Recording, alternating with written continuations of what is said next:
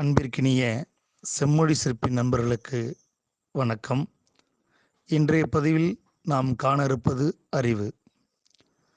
அறிவை பற்றி திருவள்ளுவர் அழகாக அறிவுடைமை என்ற அதிகாரத்தில் 10 குறட்பாக்களில் தெளிவாக குறிப்பிட்டிருப்பார்.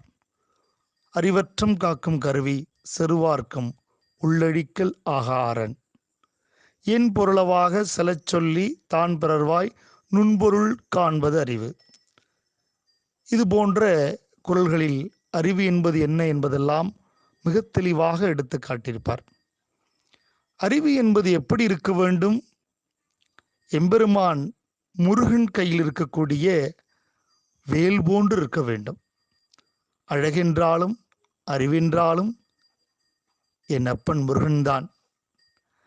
முருகப்பெருமானுடைய கையில் இருக்கக்கூடிய வேலுடைய தோற்றமானது கூர்மையாக இருக்கும், அகன்றிருக்கும், நீண்டிருக்கும். ஆக மனிதனிடத்தில் இருக்கக்கூடிய அறிவானது கூர்மையாக இருக்க வேண்டும், அகன்றதாக இருக்க வேண்டும், நீண்ட ஆழமானதாக இருக்க வேண்டும். அத்தகைய அறிவுதான் மனிதனை மேம்படுத்தும். இதனை வாரியார் சுவாமிகள் அவர்கள் கூறுவார்கள். இந்த அறிவு மனம் இரண்டுக்கும் உள்ள வேறுபாடு. இந்த மனம் இருக்கிறதல்லவா, எல்லாவற்றையும் நினைக்கும், செயல்படுத்த வேண்டும் என்று துடிக்கும். அது நன்மையாக இருந்தாலும் சரி, தீமையாக இருந்தாலும் சரி. ஆனால் அறிவு அப்படி இல்லை.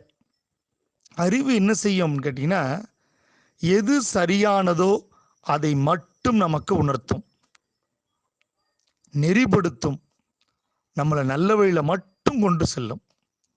அத்தகைய அறிவினை அறியாமை சூடாதவாறு பார்த்து கொள்வோம். நன்றி நண்பர்களே. லைக் பண்ணுங்க, ஷேர் பண்ணுங்க, சப்ஸ்கிரைப் பண்ணுங்க. தொலைவில் இருந்தாலும் தொடர்பில் இருப்போம்.